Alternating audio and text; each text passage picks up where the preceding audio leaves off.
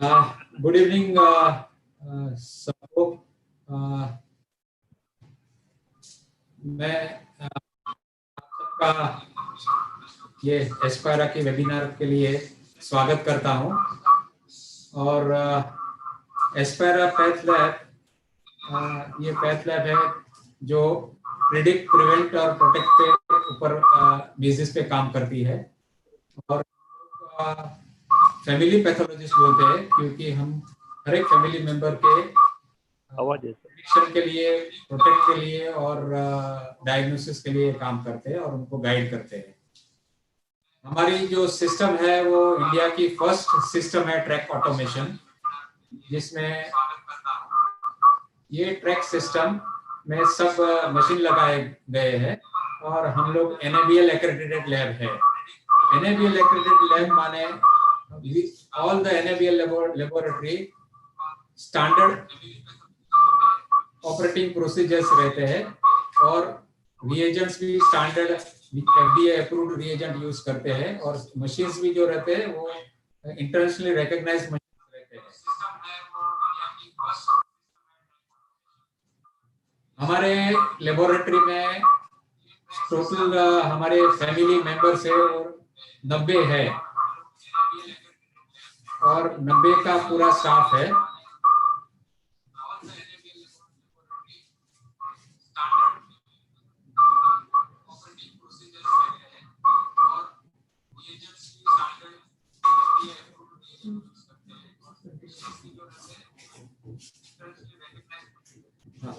तो अब ये जो प्रेजेंटेशन है, मेरे टीम मेंबर है डॉक्टर अमित तावरी और डॉक्टर स्वाति पत्की। ये प्रेजेंटेशन इनका 20-20 मिनट का रहेगा। स्वाति पत्की बोलेगी कोविड के ऊपर और अमित तावरी बोलेंगे वेक्टर बोर्न डिजीज। ये सब डिजीजेस अभी मानसून में बहुत कॉमन रहते हैं और काफी कंफ्यूजन होता है, ये मलेरिया है या डेंगू है या कोविड है। तो ये सब बेसिक फंडामेंटल क्या क्या चेंजेस रहते हैं, टेस्ट वाइज क्या क्या रहता है, उनकी डिटेल में डिस्कशन हो जाएगा। और बाद में लास्ट 20 मिनट डिस्कशन के लिए रखे हैं, तो आप लोग बिना झिझक क्वेश्चंस पूछ सकते हो और हम लोग आंसर देंगे। तो I welcome Swati Patki for to start her presentation.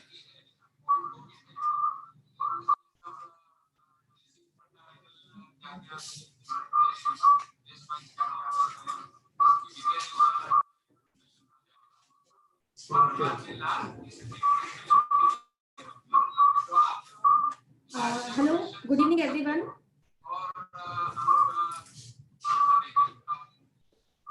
कुछ आवाज आ रहा है बैकग्राउंड में, देखिए ना। Which I am sharing with you, which will show you the presentation slides.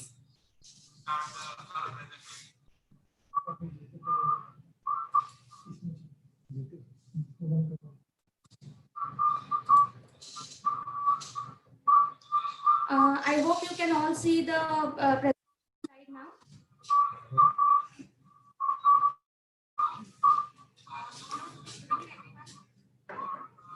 तो आज का डिस्कशन का टॉपिक है फीवर फियर। ये कोविड है, ये डेंगू है, मलेरिया है,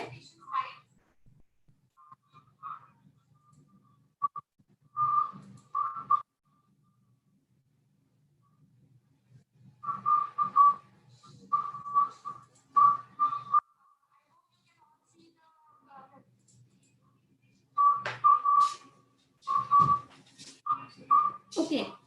सो I was speaking about the topic now. तो आज का टॉपिक है फीवर फियर। जैसे ही हम लोग अभी बुखार का नाम सुनते हैं तो हमें डर लगता है और ऊपर से बारिश भी आ गई है अभी, तो फिर ये कोविड है, डेंगू है, मलेरिया है, टाइफाइड है, लेप्टोस्पायरा है, चिकनगुनिया है कि कोई और फीवर है और हम इससे कैसे डील करेंगे।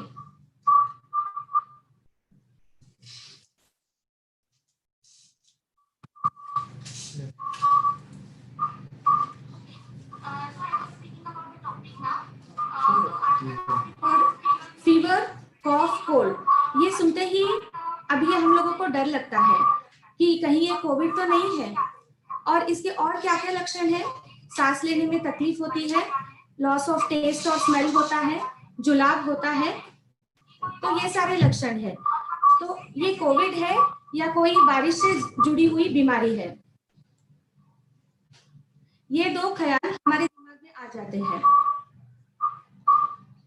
क्या बुखार सिर्फ कोविड या बारिश से जुड़ी हुई बीमारियों से ही होता है कि और कुछ कंडीशंस में भी होते हैं? तो इसका आंसर है कि बुखार बहुत सारे कंडीशंस में हो सकता है।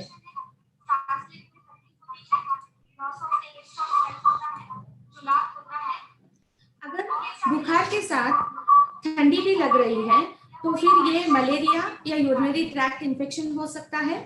अगर बुखार के साथ जोड़ों का दर्द हो रहा है, घुटनों का दर्द हो रहा है, तो फिर ये वायरल फीवर या चिकनगुनिया हो सकता है। अगर फीवर के साथ जॉन्डिस है, जैसे कि फीवर के साथ अगर पीलिया भी है, तो फिर ये हेपेटाइटिस ए, ई या लेप्टोस्पायरोसिस हो सकता है। फीवर के साथ अगर जुलाब है, डायरिया है, तो फिर ये गैस्ट्रोएंटेराइटिस, टाइफॉइड या कॉलेरा हो सकता है।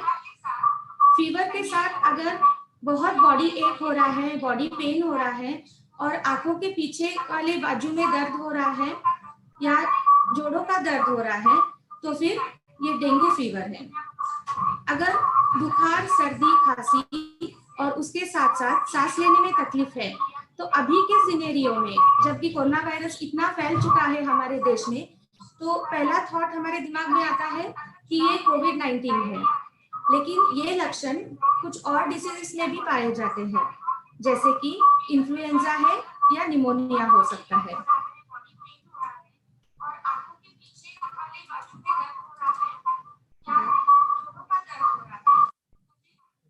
तो जैसे ही हम लोग कोरोना वायरस के बारे में सोचते हैं तो हमारे सामने एक चित्र आता है, जैसे कि आइदर फीवर, सांस लेने में तकलीफ है, खांसी और सर्दी है। तो हम लोग अभी कोरोना वायरस के बारे में कुछ जानते हैं।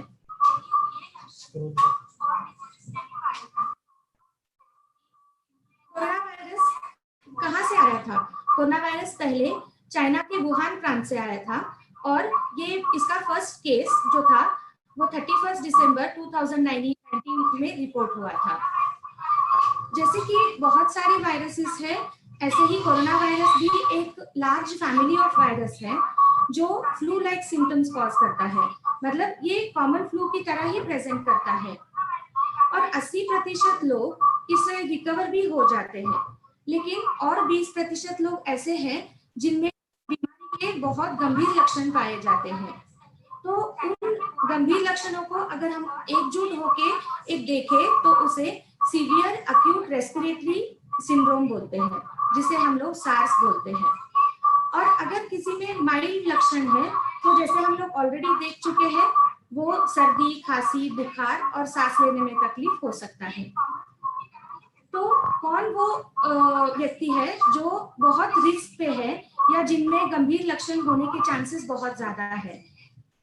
So we'll now see who are at risk.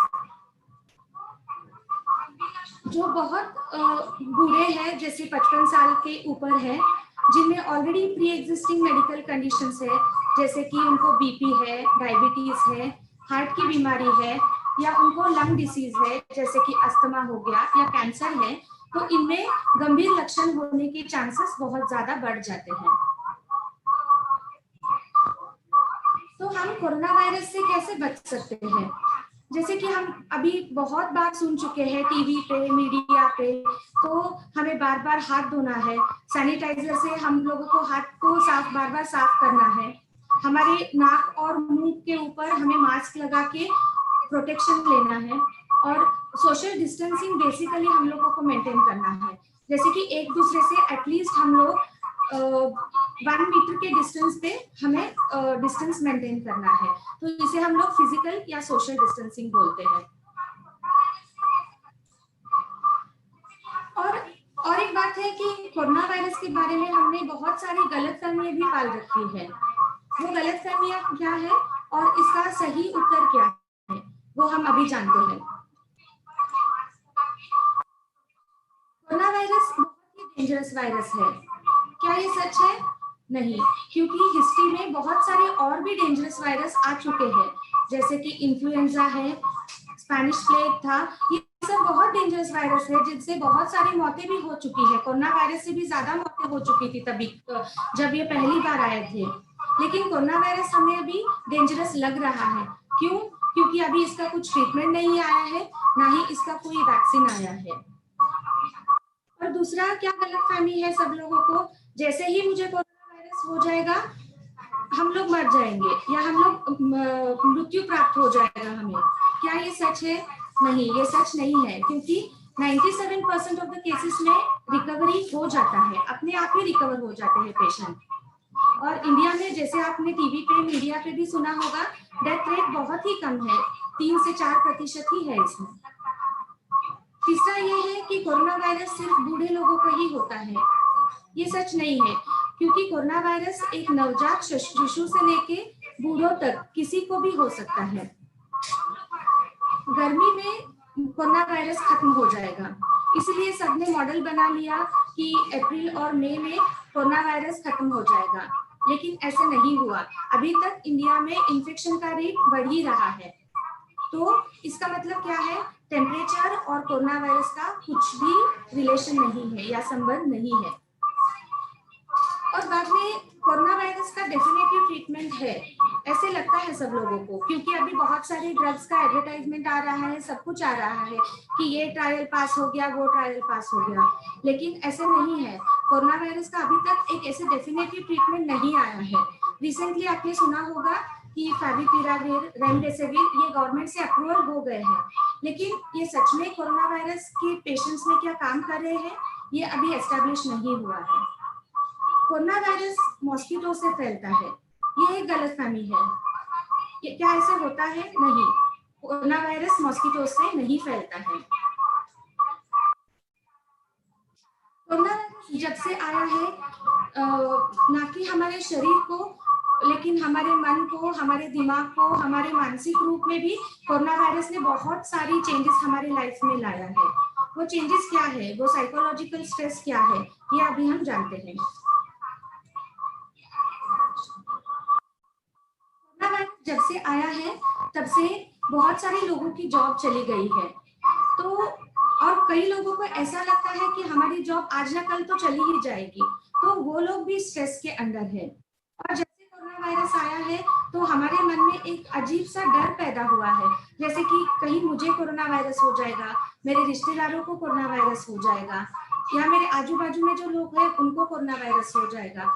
तो हम लोग ना कांस्टेंट एक स्ट्रेस के अंदर जी रहे हैं।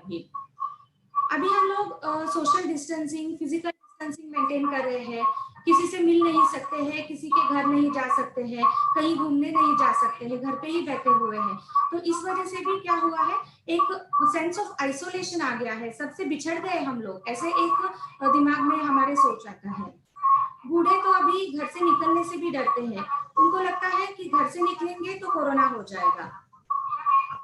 इतने दिनों तक कैसे था कि जैसे हमें सर्दी, खांसी या बुखार आया तो हम लोग सोचते थे चलो ये कॉमन फ्लू हुआ है, हमें कुछ डर नहीं है। लेकिन अभी जैसे ही किसी व्यक्ति को फीवर, कॉफ या कोल्ड है से पता चल गया तो हम लोग सोचते हैं इसको कोरोना हुआ है और इससे हम लोग एक डिस्टेंस मेंटेन करना है। तो corona virus has developed a social stigma in our society now. धीरे धीरे हम लोग सोशल मीडिया से सुनते हैं ये इतना है, डेथ रेट इतना है, बहुत सारा इन्फेक्शन फैल रहा है, तो ये एक सेंस ऑफ नेगेटिविटी हमारे सोसाइटी में, हमारे दिमाग के ऊपर ला रहा है। और जो लोग अभी हॉस्पिटल में, लैबोरेटरीज में या हेल्थ केयर सिस्टम में काम कर रहे हैं, उनको तो वो काम कर करके ऑलमोस्ट अभी फटीग या थक चुके हैं। अभी उनमें एक लेवल ऑफ फ्रस्ट्रेशन आ गया है। उनको ऐसे लगता है कि या तो मुझे कोरोना हो जाएगा या मुझसे किसी और को कोरोना वायरस का इन्फेक्शन फैल जाएगा। तो इसका सॉल्यूशन क्या है? ये साइकोलॉजिकल स्ट्रेस तो हो गया, लेकिन अभी इसका सॉल्यूशन क्या है? हम लोग इस साइकोलॉजिकल स्ट्रेस को कम कैसे कर सकते हैं? हमारे पास फोन है, तो हम लोग फोन पे हमारे रिलेटिव से, रिश्तेदारों से हम लोग बात कर सकते हैं और हम लोग कनेक्टेड रह सकते हैं।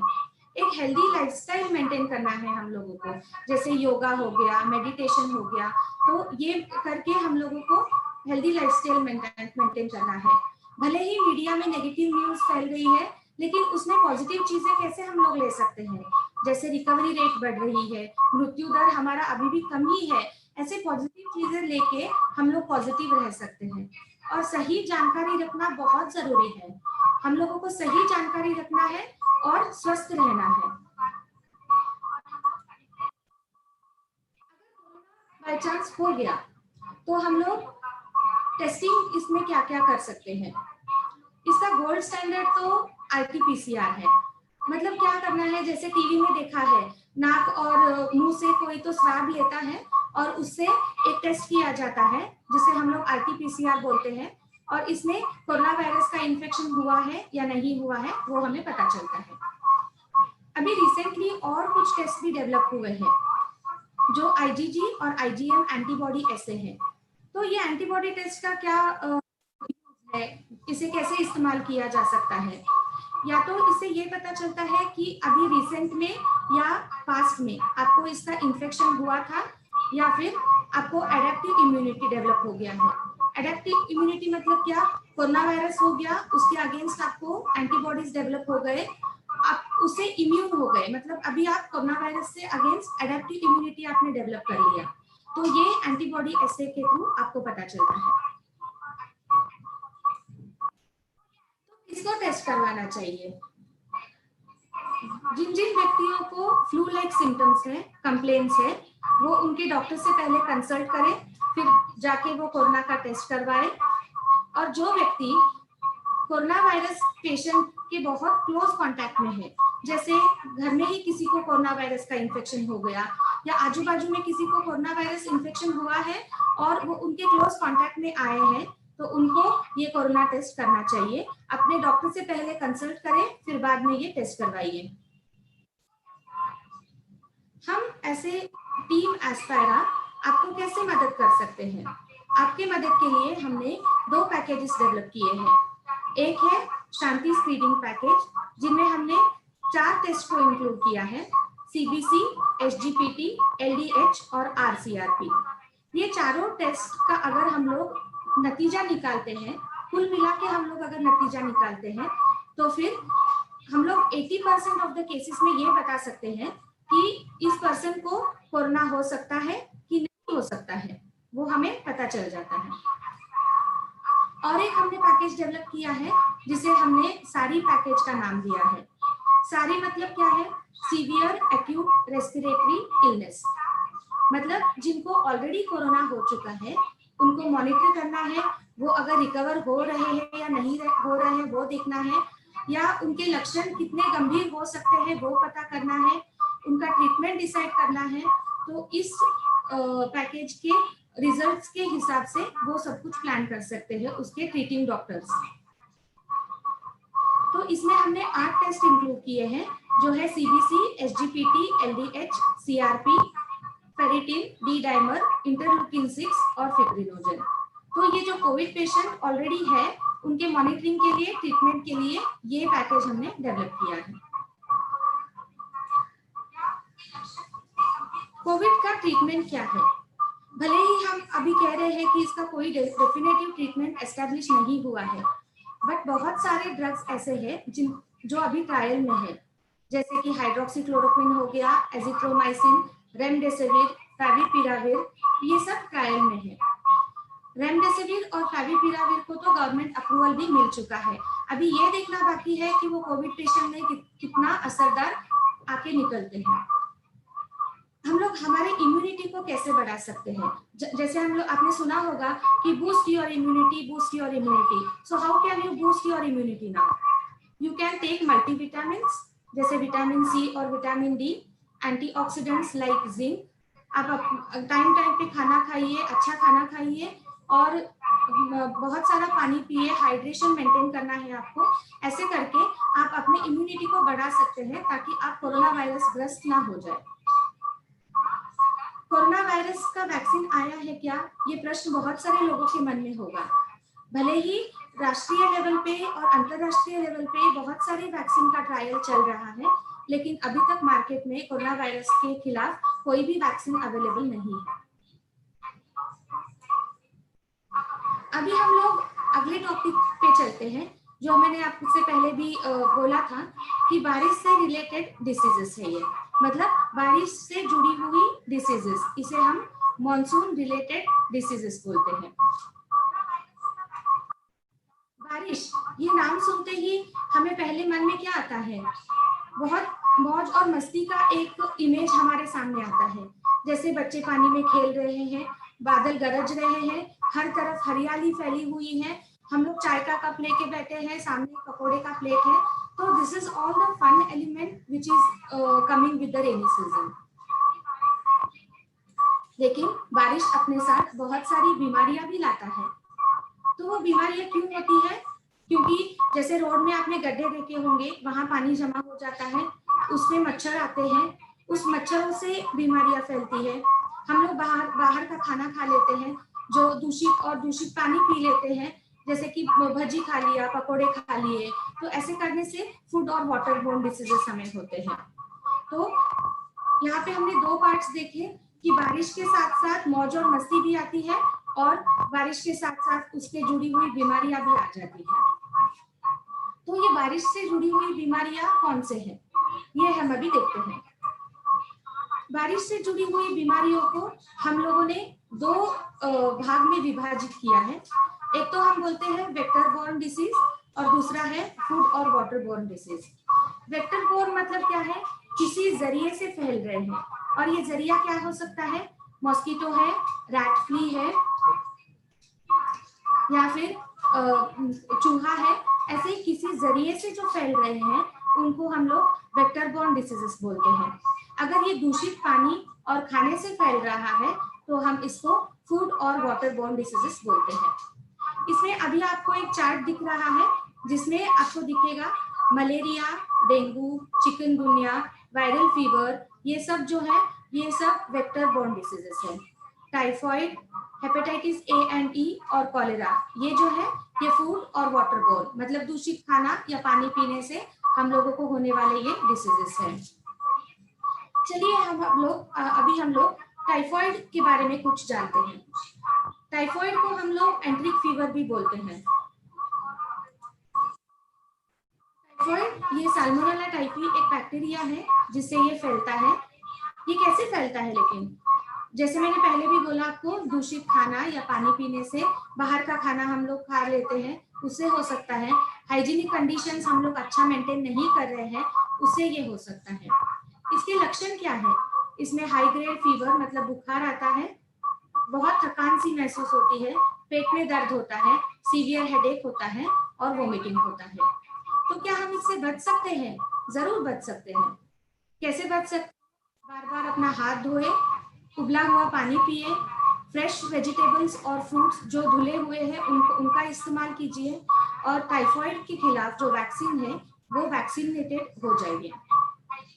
हम आपको एस्पायरा एज ए टीम आपको कैसे हेल्प कर सकते हैं? अगर टाइफॉइड हो गया है किसी व्यक्ति को, तो फिर हम लोग Widal test, typhoid IgM antibody detection, blood culture and sensitivity और स्टूल कल्चर एंड सेंसिटिविटी करके उनकी मदद कर सकते हैं एस्पायरा टीम। अगला डिसीज है कॉलेरा। भले ही कॉलेरा अभी बहुत कम देखा जाता है, मतलब कॉलेरा हुआ है किसी को, ये पहले के जमाने में बहुत होता था, लेकिन अभी ये बहुत कम हो गया है इसका रेट। कॉलेरा ये विब्रियो कॉलेरा एक बैक्टीरिया है जिससे ये फैलता है। ये भी जैसे टाइफॉइड था वैसे ही दूषित खाना या पानी पीने से होता है, पुअर हाइजीनिक कंडीशंस मेंटेन करने से होता है। इसमें बुखार ज्यादातर नहीं पाया जाता है, इसमें जुलाब होता है, जिस जुलाब को हम लोग राइस वाटरी डायरिया बोलते हैं। इसमें बार बार जुलाब होने से क्या हो जाता है, पानी की कमतरता हो जाती है, जिसे डिहाइड्रेशन बोला जाता है। प्रोजेक्टाइल वॉमिटिंग होता है और इसमें एब्डोमिनल पेन होता है। तो इसका टेस्ट क्या क्या है एस्पायरा में available? Hanging drop stool examination for screening, stool culture for vibrio cholerae, और अदर इसके रिलेटेड टेस्ट है सीबीसी और इलेक्ट्रोलाइट्स। तो इसे कॉलेरा से हम लोग कैसे बचें? जैसे मैंने आपको टाइफाइड में भी बोला था कि उबला हुआ पानी पिए, बार बार अपना हाथ धोए, और वेजिटेबल्स और फ्रूट्स जो है वो फ्रेश खाए। तो ऐसे हाइजीनिक कंडीशंस मेंटेन करके हम लोग कॉलेरा से बच सकते हैं। Thank you so much for your patient listening. I'll now hand over the session to my colleague, Dr. Amit Tauri, who will be speaking about vector-borne diseases. Thank you so much.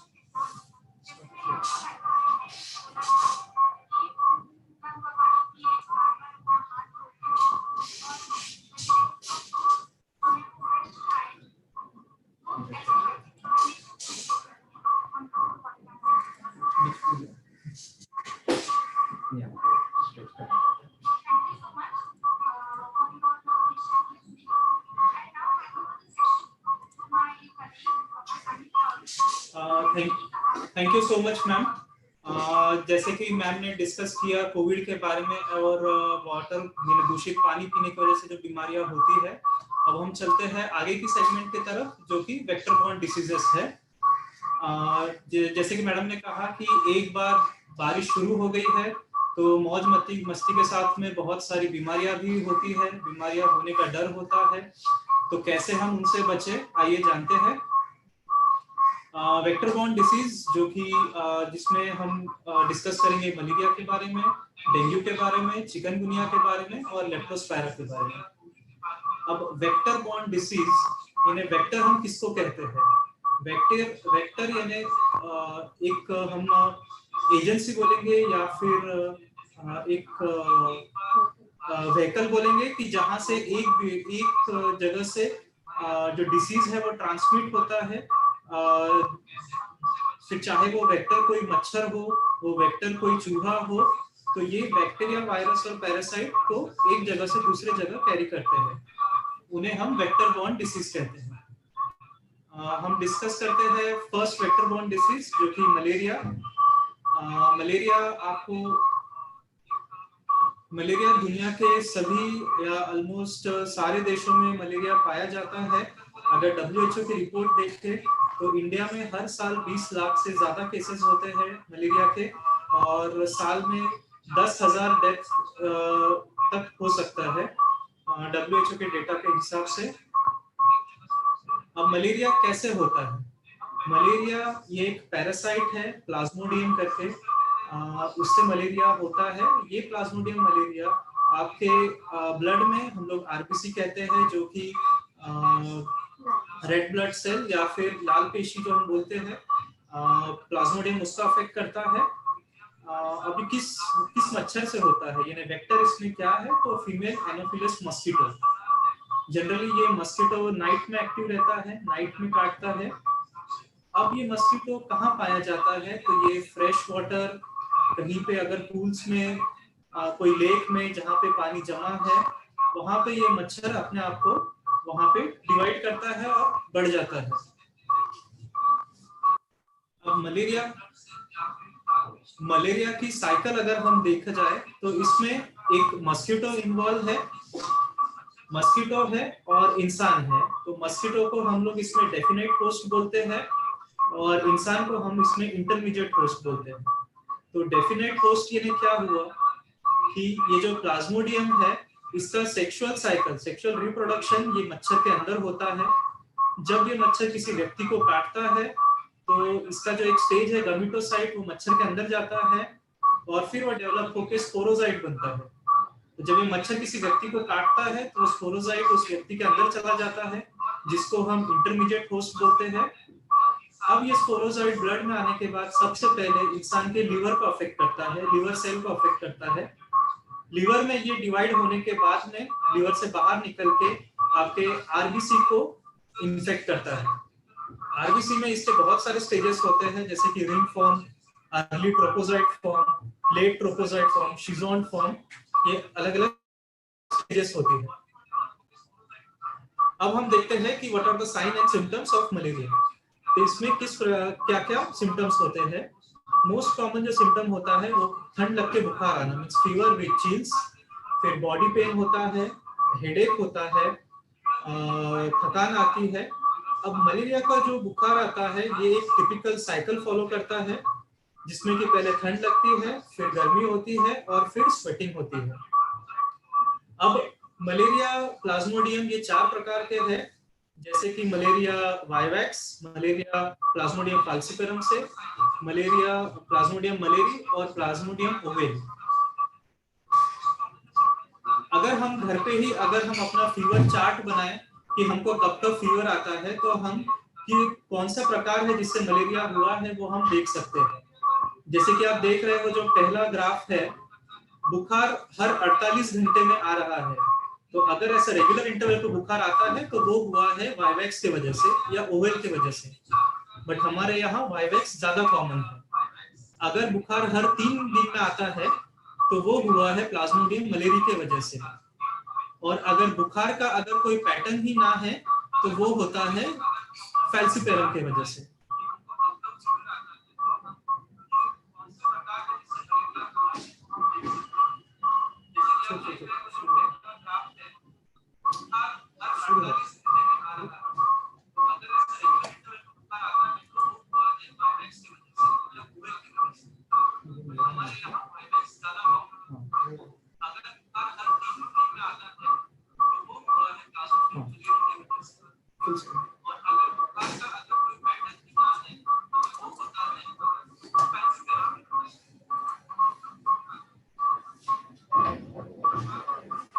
अब जो मैंने कहा बुखार के 3 stage है, cold stage, hot stage और sweating stage. तो cold stage ये 15 मिनट से 1 घंटे तक चलता है, जबकि पैरासाइट आपके जब आरबीसी से बाहर निकलते हैं तब कोल्ड स्टेज आता है।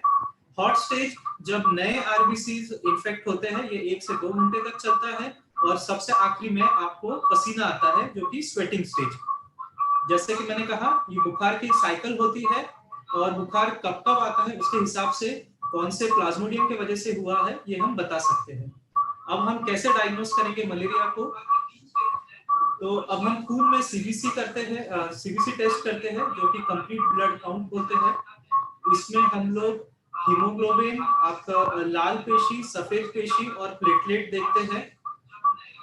पेरिफेरल ब्लड स्मीयर एग्जामिनेशन, यानी हम खून के ड्रॉप से एक स्लाइड पे कांच की पट्टी पे हम स्मीयर बनाते हैं और उसमें हम देखते हैं कि किस वजह से मलेरिया हुआ है।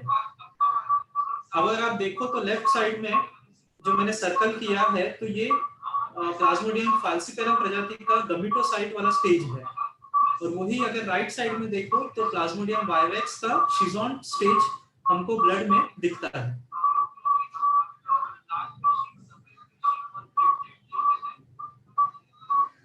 ये एक सीबीसी रिपोर्ट है जो कि हम एट एस्पायरा हम लोग इसको 6 पार्ट फ्लो साइटोमीटर ये टेक्निक से करते हैं।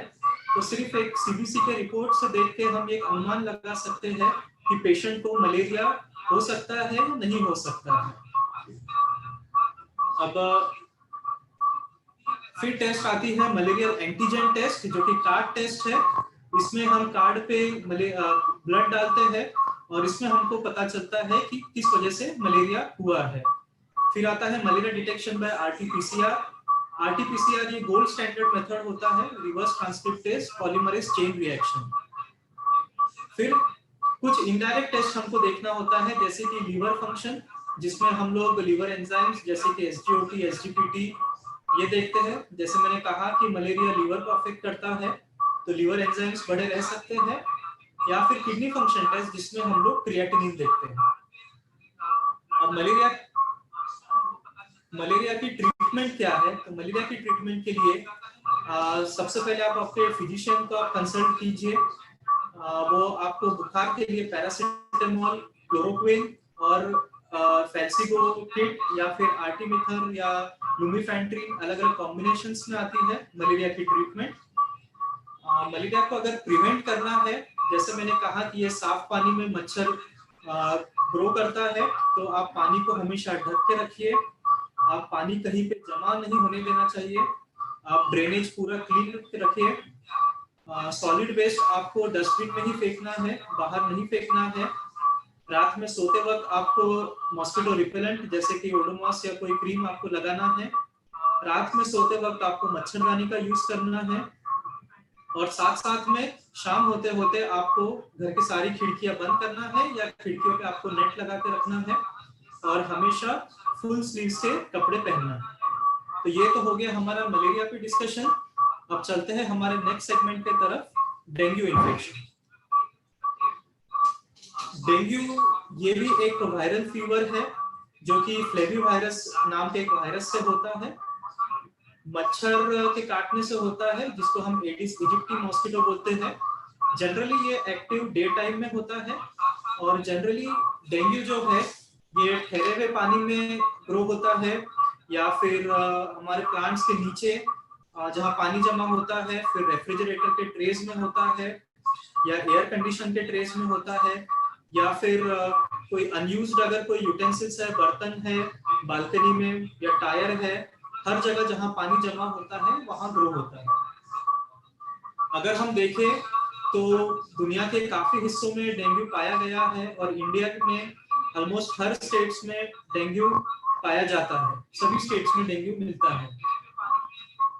डेंगू फीवर 3 पार्ट में डिवाइड होता है। आइदर डेंगू जो कि एकदम सिंपल टाइप का फीवर है, बट अगर उसी वक्त अगर ट्रीटमेंट ना ली जाए तो ये डेंगू शॉक सिंड्रोम भी हो सकता है, या फिर ये आगे डेंगू हेमोरेजिक फीवर भी हो सकता है।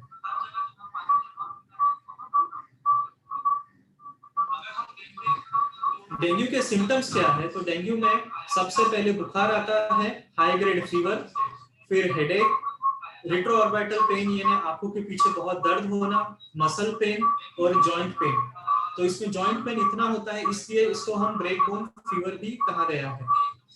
डेंगू फीवर में एक रैश जिसको हम पेटिकी बोलते हैं, ये एक विशिष्ट प्रकार की रैश जो डेंगू फीवर में मिलती है। पेटिकी ये 1 से 2 mm के रेड और या पर्पल ब्लड स्पॉट्स होते हैं जो आपके हाथ पैर पे पीठ पे आपको दिखाई देते हैं। जो छोटी छोटी ब्लड वेसल्स है वो ब्रेक होने के वजह से ये स्पॉट्स दिखते हैं। 50 to 80% केसेस में ये पहले 2 दिन में ही ये रैश दिखती है, नहीं तो फिर ये 4 to 7 डेज में भी रैश देखी जा सकती है। अब डेंगू फीवर जैसे मैंने कहा इसके 3 स्टेजेस है, फिब्राइल फेज, क्रिटिकल फेज और रिकवरी फेज। फिब्राइल फेज में आपको एकदम हाई ग्रेड फीवर रहेगा जो कि 104 डिग्री तक हो सकता है। बायफेजिक 2 बार हो सकता है दिन में, हेडेक जो कि 2 से 7 दिन तक रहता है, और पेटिकी जैसे कि मैंने आपको बताया कि रैश जो कि 1 से 2 mm के लाल कलर के स्पॉट्स पूरे बॉडी में हो जाएगा। सेकेंड स्टेज आता है क्रिटिकल फेज। क्रिटिकल फेज में हाइपोटेंशन, आपका बीपी एकदम कम हो सकता है। ये इसमें ब्लड वेसल्स में से पानी या जो हम प्लाज्मा बोलते हैं वो लीक होता है, उस वजह से आपके छाती में या आपके पेट की कैविटीज में, इंटेस्टाइन में वहां पे पानी जमा हो जाता है जिसको हम असाइटिस कहते हैं, या अगर छाती में पानी जमा होता है तो हम उसको प्लूरल इफ्यूजन कहते हैं। ये होता है क्रिटिकल फेज। फिर आता है तीसरा फेज जो कि रिकवरी फेज है। रिकवरी फेज में हीमोडाइल्यूशन होता है, यानी यहाँ पे पानी प्लाज्मा लीक नहीं होता है। इसमें आपको खतरा है रिकवरी फेज में कि सेरेब्रल एडिमा या सीजर्स होने के चांसेस भी हो सकता है। टिपिकली रिकवरी फेज 2 से 3 दिन तक होता है। अब ये तीनों फेज में हम लोगों को क्या देखना है? जो पहला फेज है मैंने जैसे कहा फिब्राइल फेज, यहाँ पे डिहाइड्रेशन होता है। डिहाइड्रेशन में आपके शरीर में पानी की मात्रा कम हो जाती है, इलेक्ट्रोलाइट्स जैसे कि सोडियम पोटेशियम इसकी कमतरता होती है, उस वजह से आपको थकान महसूस होती है।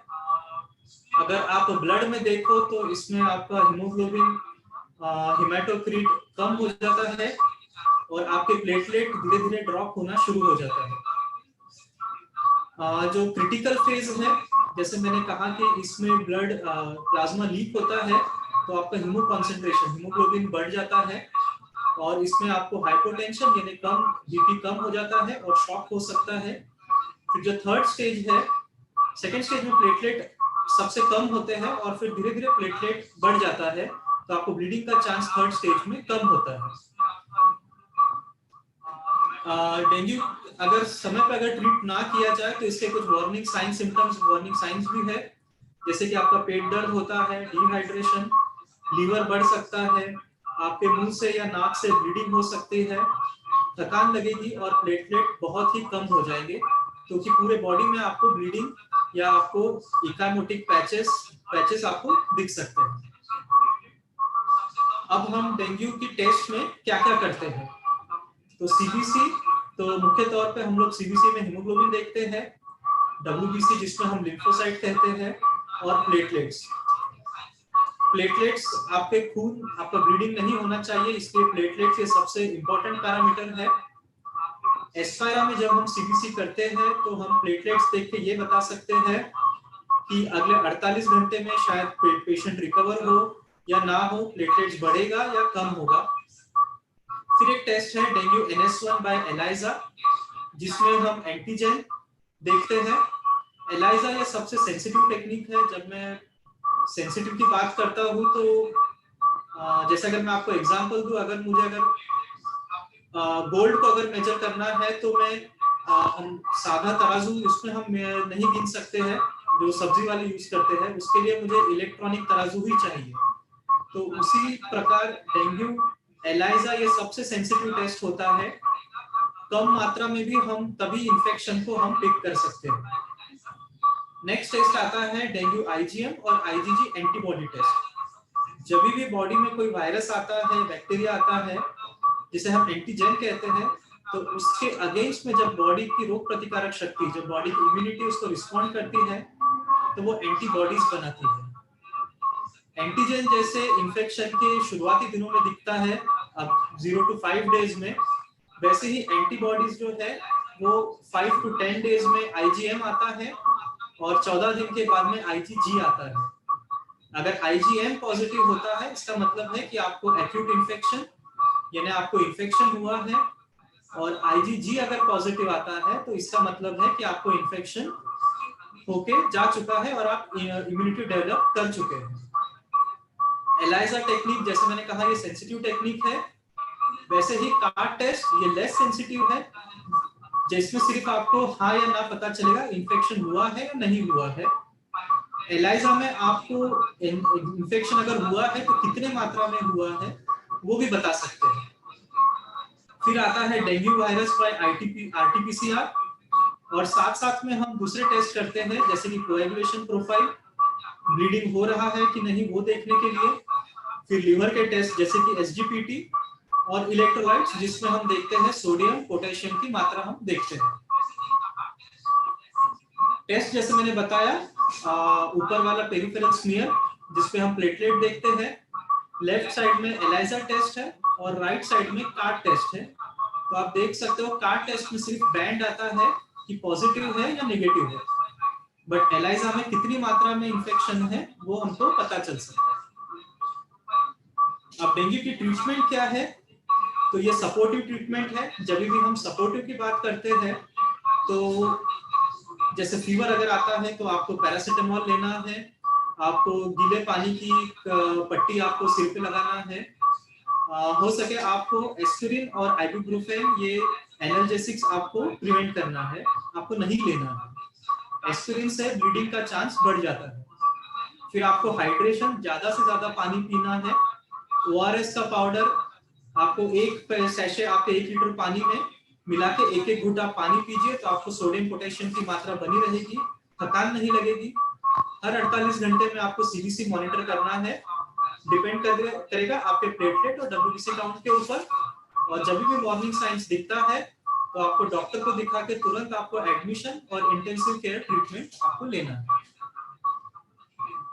हम प्रिवेंट, जैसे मैंने कहा कि वाटर, जैसे पानी हमको कहीं जमा नहीं होने देना है, ड्रेनेज सिस्टम हमको साफ रखना है, खुद के घर की और पड़ोस की। हमको मस्किटो रिपेलेंट्स यूज करना है, इंसेक्टिसाइड्स, हमको नेट यूज करना है, और खिड़की दरवाजे हमको शाम के टाइम पे बंद रखना है या फिर जाली लगाना है। हम चलते हैं हमारे नेक्स्ट सेगमेंट की तरफ, फीवर, जो कि चिकनगुनिया। जैसे कि आप फोटो देख सकते हो, इसमें मच्छर दिखाया गया है, वायरस है और एक जॉइंट पेन। तो यही ये डिसीज की विशेषता है। चिकनगुनिया ये भी एक वायरल डिसीज है जो कि अल्फा वायरस की वजह से होता है, मच्छर के ही काटने से होता है, जिसका एडिस इजिप्टी मॉस्किटो बोलते हैं, जिससे डेंगू भी होता है। दुनिया की बात की जाए तो अधिकतर देशों में चिकनगुनिया पाया गया है। इंडिया में भी जो फर्स्ट आउटब्रेक हुआ था, जो फर्स्ट टाइम इंडिया में आया था, वो 2006 में आया था चिकनगुनिया। अब इसके सिम्टम्स है, इसमें बहुत सीवियर डेबिलिटिंग परसिस्टेंट जॉइंट पेन होता है, रैश आती है, फीवर होता है और हेडेक होता है। आपके आंखों के ब्लड वेसल्स में खून जमा हो सकता है, या अगर आप लाइट के तरफ देखो तो आपको हेडेक या फोटोफोबिया हो सकता है। जैसे आप फिगर देख रहे हो, इसको हम हंचबैक बोलते हैं। इसमें इतना सीवियर जॉइंट पेन होता है कि कोई भी व्यक्ति सीधा नहीं चल सकता है, तो इसे हम हंचबैक फीवर भी बोलते हैं। इसके लिए हम टेस्ट करते हैं chikungunya IgM and IgG antibody by ELISA. जैसे मैंने कहा कि एंटीबॉडी ये बॉडी की इम्यूनिटी बताती है। अगर IgM हुआ है तो आपको रिसेंट इन्फेक्शन हुआ है, एक्यूट इन्फेक्शन, और अगर IgG बढ़ा हुआ होता है इसका मतलब इन्फेक्शन बीत चुका है, अब आपको उसके अगेंस्ट इम्यूनिटी डेवलप हो गई है। और chikungunya virus detection bye RT-PCR method, ये गोल्ड स्टैंडर्ड मेथड होता है जिसमें हम वायरल लोड यानी वायरस की कितनी कॉपी, कितनी मात्रा में वायरस है, ये हम बॉडी में देखते हैं। ट्रीटमेंट इसमें हमको सिम्टोमेटिक ट्रीटमेंट है। जैसे कि बुखार आता है तो एंटीपायरेटिक पैरासिटामोल लेना है, पेन किलर लेना है। यहाँ पे भी हमको एस्पिरिन का यूज हमको अवॉइड करना है क्योंकि ब्लीडिंग का चांस होता है। हमको जॉइंट्स जो पेनफुल जॉइंट्स है उसके कम से कम मूवमेंट रखना है, ज्यादा से ज्यादा रेस्ट लेना है, पानी ज्यादा से ज्यादा पीना है, हाइड्रेशन अच्छा रखना है, और जो भी जॉइंट जहाँ हमको सूजन आ रही है, जॉइंट पेन हो रहा है, वहां पे हम उसको बर्फ से सेक सकते हैं। हम चलते हैं हमारे नेक्स्ट सेगमेंट के तरफ, जिसको हम लेप्टोस्पायरा कह रहे हैं। लेप्टोस्पायरा जैसे कि आप फोटो में देख सकते हो, एक तरफ पूरा पानी जमा हुआ है, बारिश का मौसम है, दूसरे तरफ एक चूहा है, और नीचे में फिगर है बैक्टीरिया जिसको हम स्पायरोचेट बोलते हैं। अब ये लेप्टोस्पायरा इन तीनों के वजह से, किस तरीके से ये तीनों इन्वॉल्व है मैं आपको बताता हूँ। ये इन्फेक्शियस डिसीज है जो कि बैक्टीरिया स्पायरोचेट की वजह से होता है। तो ये ट्रांसमिट होता है खासकर कि जैसे रोडेंट डिसीज, जैसे हम चूहा बोलते हैं, या फॉक्स या किसी भी रकून्स के वजह से ट्रांसमिट होता है। तो सबसे पहले जो चूहा जैसे कि रैट है, जो इन्फेक्टेड रैट है, उनके वजह से, उनके यूरिन्स के वजह से जो सॉइल है या वाटर है, दोनों एकदम कंटामिनेट हो जाते हैं, दूषित हो जाते हैं। और जब कोई व्यक्ति इसके संपर्क में आता है, उस पानी को पीता है जो कि कंटामिनेटेड है उस इन्फेक्टेड रैट के यूरिन के वजह से, या फिर अगर हम उस पानी में चलते हैं, जैसे कि या फिर अगर हमारे पैरों को कहीं लगी है, कोई जख्म हुआ है, तो वहां से भी ये बैक्टीरिया शरीर में एंटर करता है। तो ये डिसीज ज्यादातर फार्मर्स जो कि किसानों में ज्यादातर पाया जाता है, क्योंकि वो लोग बिना चप्पल के पानी में काम करते हैं। अब इसमें साइन सिम्टम्स क्या है? इसमें सीवियर मसल पेन होता है, हेडेक होता है, आंखों में दर्द होता है, हाई ग्रेड फीवर, ठंड लग के बुखार आता है, और आगे पीलिया भी हो सकता है, या ब्लीडिंग होके इंसान की डेथ भी हो सकती है।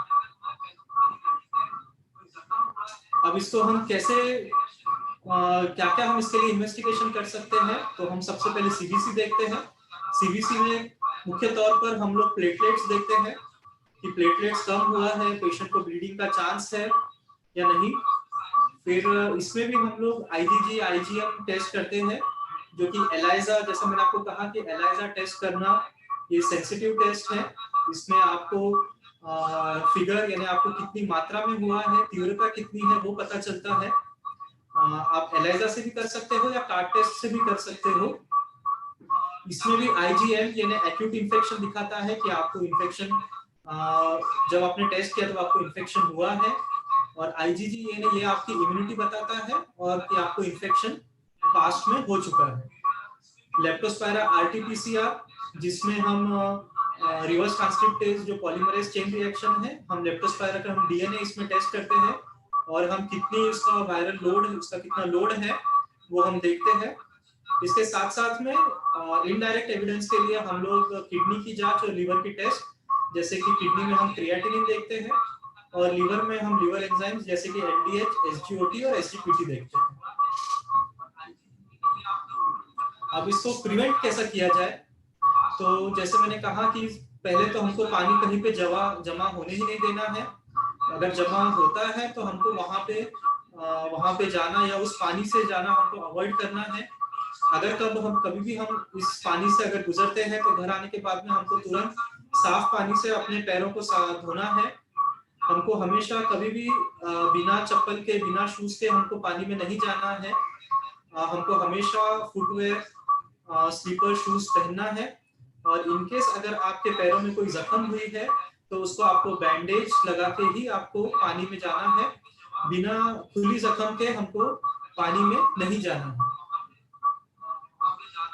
ये तो हो गए चारों डिसीज लेप्टोस्पायरा। अगर हम सभी को अगर समराइज करें एक साथ में, अगर हम देखें तो सभी डिसीज में जो कि सभी का क्वेश्चंस भी था कि कैसे हम सबको डिफरेंशिएट करें, कैसे हम बताएं कि ये कोविड का बुखार है या किसी बारिश के किसी बीमारी का लक्षण है। तो अगर आप देखोगे फिगर तो बीच में दिखाया है कि फीवर और मसल पेन ये सभी में कॉमन होता है। लेफ्ट साइड में आप देखोगे तो जैसे डेंगू मैंने कहा, आंखों में दर्द होता है, आंखों के पीछे हेडेक होता है। जैसे मैं आपको कहा पेटी की 1 से 2 mm के जो ब्लड स्पॉट्स आते हैं, रैश आती है। हर एक फीवर में कुछ एक पर्टिकुलर कैरेक्टर होता है, एक विशिष्ट एक कोई सिम्टम या साइन होता है। अदरवाइज ज्यादातर उसमें साइन सिम्टम्स सभी में सेम होती है। अगर हम चिकनगुनिया की बात करें तो मैंने कहा कि हंचबैक जैसे सारे joint pain, severe joint pain होता है फीवर के साथ साथ में। मलेरिया जैसे मैंने कहा कि ये लाल पेशी को अफेक्ट करता है, तो प्लेटलेट कम होता है, हीमोग्लोबिन कम होता है। अगर ज्यादा आरबीसी लाल पेशी अगर ब्रेकडाउन होता है तो जॉन्डिस होता है। लेप्टोस्पायरा अगर हम देखें तो लेप्टोस्पायरा में साथ साथ में आपको बॉडी पेन, मायल्जिया या मायोकार्डाइटिस यानी हार्ट की इंफेक्शन भी हो सकता है। तो इस प्रकार हम चारों को डिफरेंशिएट कर सकते हैं। क्लियर कट डिफरेंशिएशन नहीं होता है, सिम्टम्स ओवरलैप होते हैं, बट हमको क्लिनिकली और साथ साथ में हमको पैथोलॉजिकल इन्वेस्टिगेशन करके हम किसी एक डायग्नोसिस की तरफ हम पहुंच सकते हैं। So thank you so much. ये वेक्टर बॉर्न डिसीज के बारे में डिस्कशन हुआ। अभी हम आगे क्वेश्चन एंड आंसर सेशन हम लोग जो भी क्वेश्चंस है, आंसर्स है, हम लोग सॉल्व करें। Thank you so much.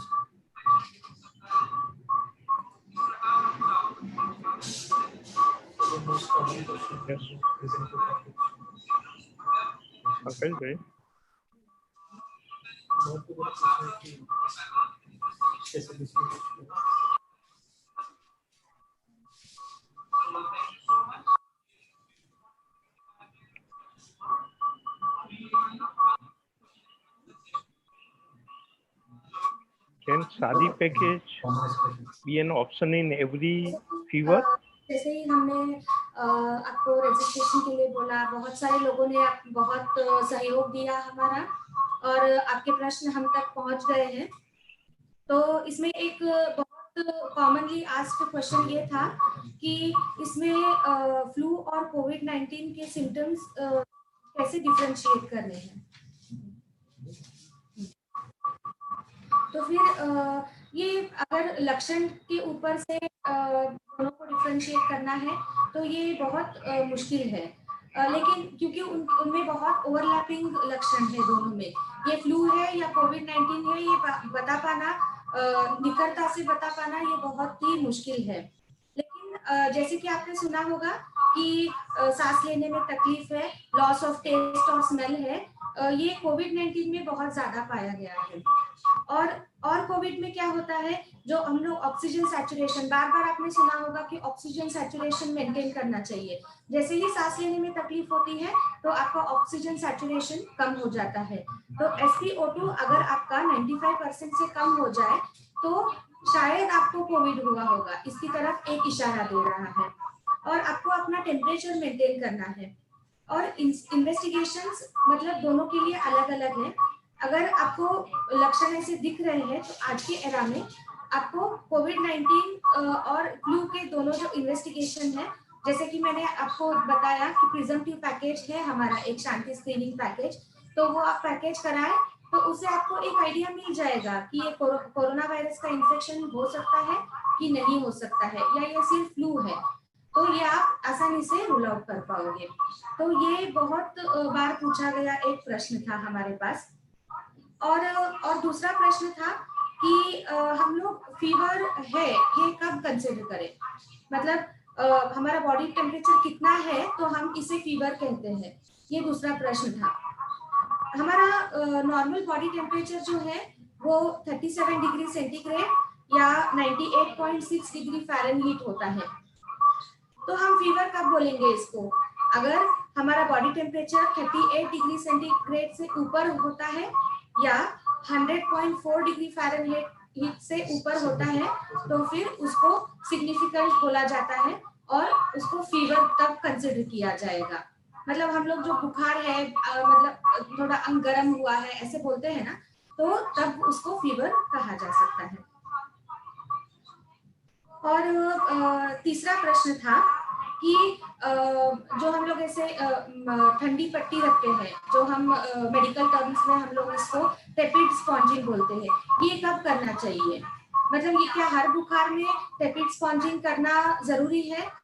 नहीं, जब बुखार आपका 102 डिग्री फ़ारेनहीट से ऊपर हो जाए या आपको बहुत गर्मी लग रही है बुखार से, मतलब अंग तप रहा है आपका, तो आप टेपिड स्पॉन्जिंग कर सकते हैं। और किसी ने पूछा था हाइपोथर्मिया किसको बोलते हैं, मतलब आपका बॉडी टेम्परेचर गिर रहा है तो इसके लक्षण क्या होते हैं, इसका कॉम्प्लिकेशन क्या होता है और ये हाइपोथर्मिया कब कहलाया जाता है। तो जैसे कि मैंने आपको बोला कि 37 डिग्री सेंटीग्रेड और 98.6 डिग्री फ़ारेनहीट ये हमारा नॉर्मल बॉडी टेम्परेचर है, लेकिन अगर बॉडी टेम्परेचर हमारा 95 डिग्री फ़ारेनहीट से कम हो जाए या 35 डिग्री सेंटीग्रेड से कम हो जाए तो हम इसको हाइपोथर्मिया बोलते हैं, मतलब हमारा बॉडी टेम्परेचर अभी गिर रहा है। तो बॉडी टेम्परेचर जब बढ़ता है तो फीवर कहते हैं और बॉडी टेम्परेचर जब गिर रहा है तो हम इसको हाइपोथर्मिया बोलते हैं। तो हाइपोथर्मिया होने से क्या होता है, क्या क्या लक्षण पाए जाते हैं, तो ठंडी लगती है, जैसे सिर्फ बुखार में ठंडी नहीं लगती है, जो टेम्परेचर कम होता है तभी भी ठंडी लगती है, पल्स अपना वीक हो जाता है, सांस लेने में तभी भी तकलीफ होती है और थोड़ा सा ऐसे ड्राउजीनेस आता है, जैसे कि चक्कर आ रहे हैं या हम लोग अभी अनकॉन्शियस हो जाएंगे, तो ऐसे लक्षण हाइपोथर्मिया में यूजुअली पाए जाते हैं।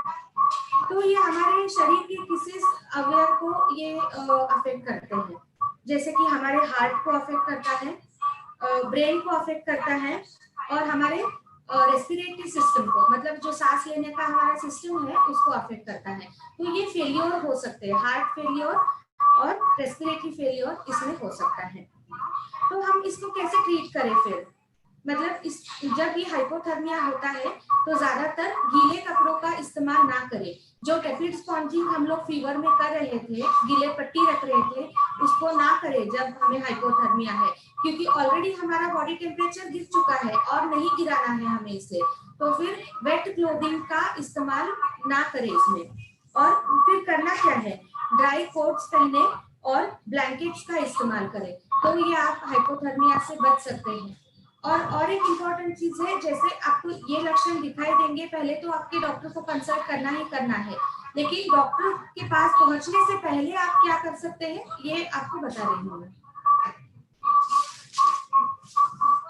और एक डॉक्टर थे, उन्होंने पूछा था कि अगर कोविड-19 इन्फेक्शन में अगर न्यूट्रोफिल टू लिम्फोसाइट रेशियो एक होता है, जो न्यूट्रोफिल और लिम्फोसाइट जितने हैं हमारे बॉडी में उसको लेके एक रेशियो बनाया जाता है।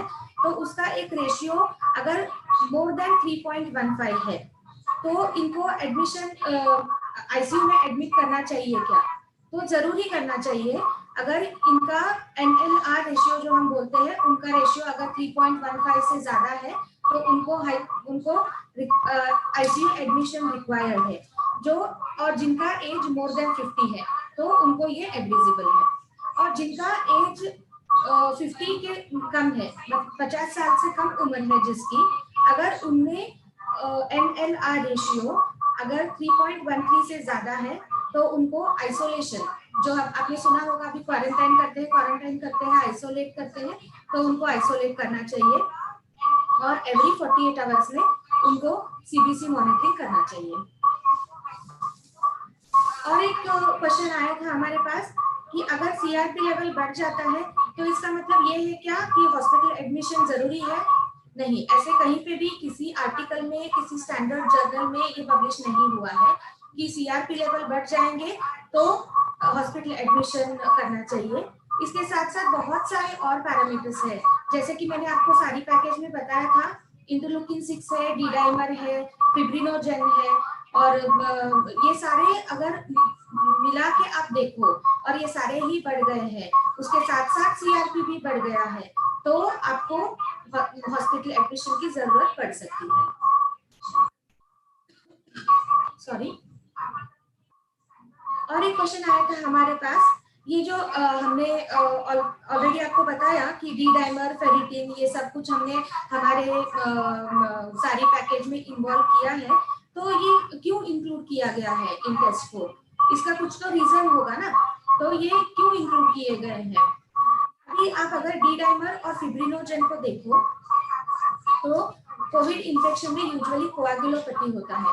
कोआगुलोपैथी मतलब क्या है?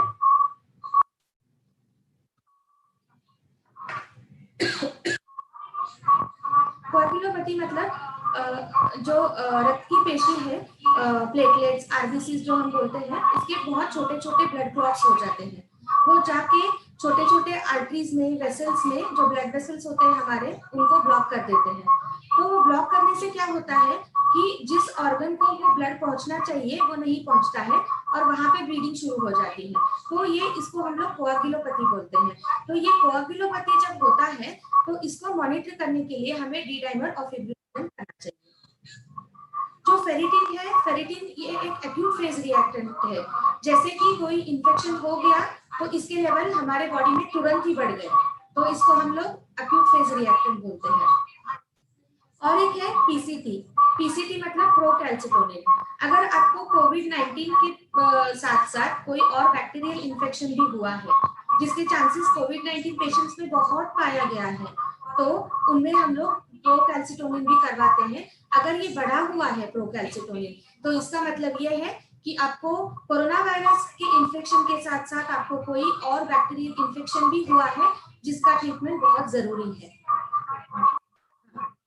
और ट्रोपाई है, एक ट्रोपोनिन आई करके एक इन्वेस्टिगेशन आता है। तो हाँ, तो ये यूजुअली जो हार्ट रहता है हमारा, इसमें अगर खून की कमी से जो चेंजेस होते हैं, जिसको हम लोग यूजुअली हार्ट अटैक बोलते हैं, उससे भी पहले एक स्टेज होता है जिसको हम लोग इस्कीमिक फेज बोलते हैं। अगर वो इस्कीमिक फेज है तो उसमें भी ट्रोपोनिन आई बढ़ जाता है। जैसे कि मैंने बोला कि छोटे छोटे आर्टरीज, ब्लड वेसल्स ब्लॉक हो जाते हैं, तो ऐसे ही हार्ट में भी छोटे आर्टरीज अगर ब्लॉक हो गए तो इसमें इस्कीमिक चेंजेस या हार्ट अटैक होने के चांसेस बहुत ज्यादा है। इसीलिए ये ट्रोपोनिन आई भी करवाया जाता है। और एक है इंटरलूकिन 6। इंटरलूकिन 6 एक ऐसे पैरामीटर है जो कोविड-19 में बहुत हाई होता है। जिनमें कोविड-19 का इन्फेक्शन हुआ है उनमें बहुत हाई होता है। इसे हम मेडिकल टर्म्स में साइटोकाइन स्टॉर्म बोलते हैं। जैसे कि किसी को कोविड इन्फेक्शन हो गया तो उनमें इंटरलूकिन 6 मोर देन 1000 इतने लेवल पे बढ़ जाता है। तो अगर वो बढ़ा हुआ है तो इसका मतलब ये है इसको बहुत सीवियर इन्फेक्शन है, या तो हॉस्पिटल में एडमिशन की जरूरत है या तो इसको ट्रीटमेंट की जरूरत बहुत ज्यादा पड़ सकती है। ये इंडिकेट करता है।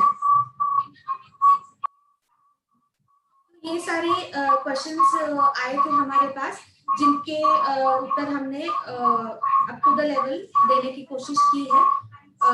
आशा करती हूँ आपको सब लोगों को ये पसंद आया और आप सब लोगों ने ये एंजॉय किया ये सेशन।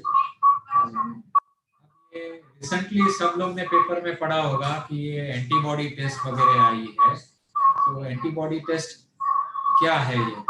तो एंटीबॉडी टेस्ट मास स्क्रीनिंग के लिए है, सर्विलेंस के लिए। ऑलरेडी इन्फेक्शन हो चुका है, अगर आईजीजी पॉजिटिव रहेगा तो वो पेशेंट को ऑलरेडी कोविड हो चुका है और अभी एडेप्टिव इम्यूनिटी आ गई है। तो इसमें भी दो प्रकार के टेस्ट होते हैं, एक रैपिड होते हैं और क्वांटिटेटिव होते हैं। जैसे अमित जी ने बोला कि मलेरिया एंड डेंगू में दूसरे लेप्टोस्पायरा में कार्ड टेस्ट रहता है जो पॉजिटिव नेगेटिव बोलते हैं। बट ये जो हम लोग आईजीजी क्वांटिटेटिव करने वाले हैं, वो जो क्वांटिटेटिव है एग्जैक्ट क्वांटिटी पता चलता है कि कितनी मात्रा में है, और वो ज्यादा सेंसिटिव रहता है एंड ज्यादा स्पेसिफिक रहते हैं। ये जो रैपिड टेस्ट है उसकी सेंसिटिविटी और स्पेसिफिसिटी दोनों कम है। बट अगर आप लेबोरेटरी में कराएंगे जिधर क्वांटिटेटिव बोलेंगे कि क्वांटिटेटिव रिपोर्ट मुझे चाहिए, कितनी मात्रा में है, सेमी क्वांटिटी या क्वांटिटेटिव, तो वो एग्जैक्टली आपको पता चलता है कि उस टेस्ट से सेंसिटिविटी भी ज्यादा है और स्पेसिफिसिटी भी ज्यादा है, तो उनकी वैल्यू ज्यादा एक्सेप्ट हो सकती है।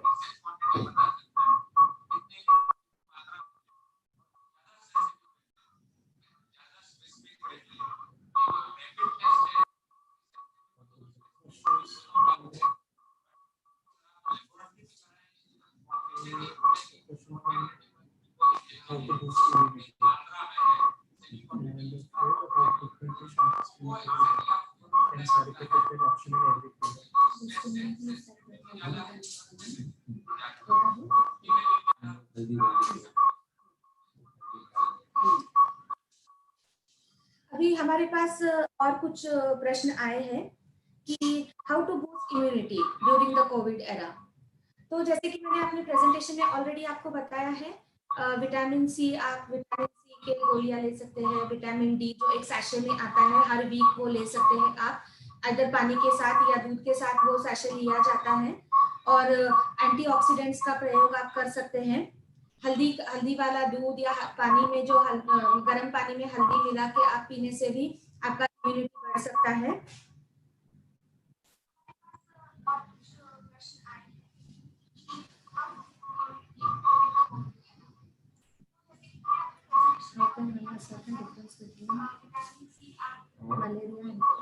मलेरिया।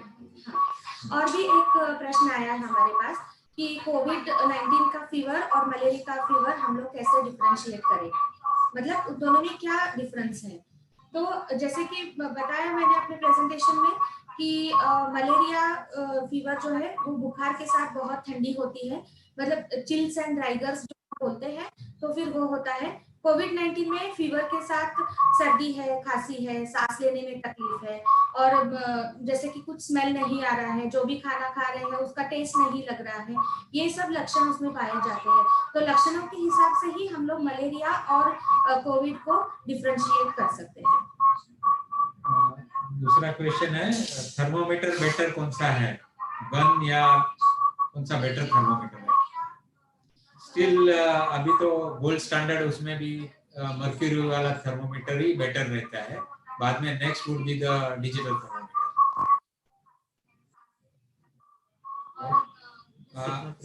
ये डॉक्टर श्रुति का क्वेश्चन है, how frequent should Shanti screening can be repeated. देखो ये शांति स्क्रीनिंग में है, like any fever, Covid is also fever देता है। एनी फीवर 2 या 3 दिन के लिए तो बॉडी में कुछ कोई भी पैरामीटर में फर्क नहीं आता है। So you have to wait for 3 days. After 3rd day, if you do Shanti screening, which composes of all those 4 tests, then interpretation is better. If you do earlier, तो क्या होता है, अर्लियर भी किया तो क्या है, वो बेसलाइन आपका रिपोर्ट हो जाएगा। बाद में फीवर नहीं गया तो फिर बाद में रिपीट कर सकते हो, और डिपेंडिंग ऑन फीवर नहीं गया तो यू कैन रिपीट। तो बेसलाइन से कंपेयर हो सकते हैं कि क्या रीडिंग में फ्लक्चुएशंस आ गए। और कैन सारी package be option in every fever? No, because सारी पैकेज महंगा पैकेज है।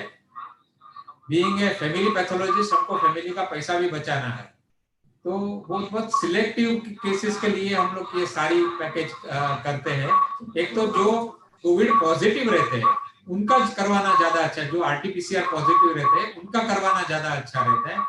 और किसी पेशेंट का सिम्टम सब ऐसा फिट हो रहा है कोविड में और फॉल्स नेगेटिव आरटीपीसीआर आ रहा है, स्टिल आपको सस्पेक्ट हो रहा है कि इसको कोविड ही है, तो उनके लिए ये सारी पैकेज ज्यादा हेल्पफुल होता है। दूसरे, आज ही हम एक डॉक्टर के किए हैं, उनका कोविड पॉजिटिव था, आज बाद में आरटीपीसीआर पॉजिटिव था, आज 9th डे ऑफ फीवर है, सिम्टोमेटिकली कुछ नहीं है, सिर्फ फीवर है, तो उनका हमने ये सारी पैकेज किया और सारी पैकेज में से सब पैरामीटर नॉर्मल आए हैं। तो हमने उनको बोला है कि भी आपको फिक्र करने की जरूरत नहीं, एडमिशन करने की जरूरत नहीं है, तो इतनी गाइडेंस हम दे सकते हैं इससे।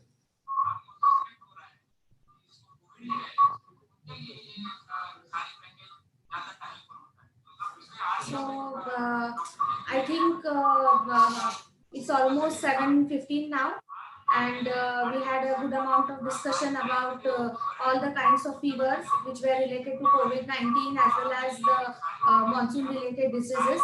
Hope we have made your life easy by answering to your questions, also the doubts that you had got in your minds. So I hope you all enjoyed this session. Even we enjoyed the session interacting with you. So thank you so much and bye everyone. Take care of yourselves. Future में भी कोई भी question रहेगा तो हम तीनों जन available है, आप कभी भी कांटेक्ट कर सकते हैं।